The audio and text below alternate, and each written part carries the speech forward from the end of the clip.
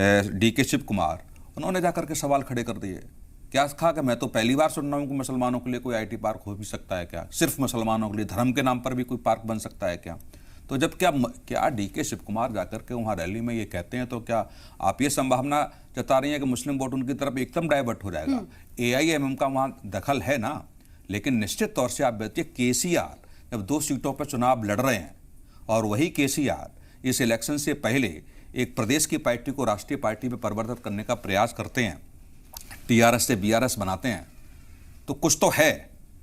AIM से गठबंधन, वहाँ से निकल के चाहे इंडी गठबंधन का वो हिस्सा न बन पाए हों, लेकिन बिहार में जाकर के उन्होंने एक प्रयास किया था कि हम भी उसका एक अहम हिस्सा बने। और जब आप देखिए कि राज्यसभा में कोई भी बिल पास होता है तो केसीआर की क्या भूमिका रहती है पूरा देश नहीं जानता क्या? तब ऐसे महत्वपूर्ण मुद्दों पर वहाँ चर्चा रही होगी। तेलंगाना की जनता निश्चित तौर से मुझे लगता है सोच समझ करके वोटिंग करेगी। शबनम जी, ये समझिए। ठीक है, पुष्पा जी आपका रिएक्शन। हेलो जी बोलिए पुष्पा जी। अभी तो जो भैया ने एक अच्छा बात कहा था, मैंने सुना, अच्छा लगा मुझे कि प्रधानमंत्री जी ने लास्ट मोमेंट में इतनी बार, जैसे उन्होंने कितनी बार उन्होंने रोड शो किए हैं, उससे कुछ फायदा ही नहीं मिला, मायने से बाकी की उसको 0 हो गया। क्योंकि उसके मैंने कंपेयर करना चाह रही हूँ कि वो कर्नाटका इलेक्शन में भी एक प्रधानमंत्री होते ही मणिपुर का संगठन में उसको टाइम नहीं है, फार्मर्स की दिल्ली में हुआ था उसको टाइम नहीं मिला, मगर इलेक्शन के टाइम में लगातार प्राइम मिनिस्टर ने इतनी बार देश का समस्या छोड़ के इलेक्शन में इतना आना, इतनी राउंड्स मारना जरूरी है क्या?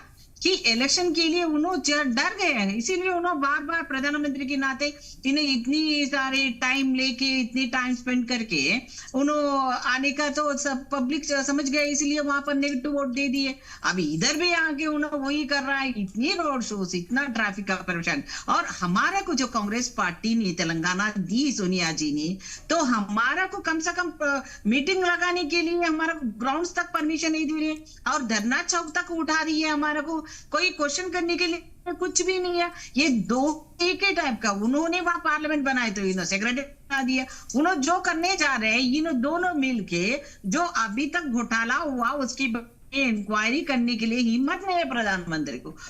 ईडी केसेस, पुराना केसेस ले लेके मैडम सोनिया जी को परेशान करने में लगे हैं, तुले हैं। और हमारा पार्लियामेंट है, हमारा नेता राहुल जी ने प्रश्न पूछने के लिए अपोजिशन पार्टी के नाते, उन्हें लीडर के नाते उनको तो एक्सपेल ही कर दिए।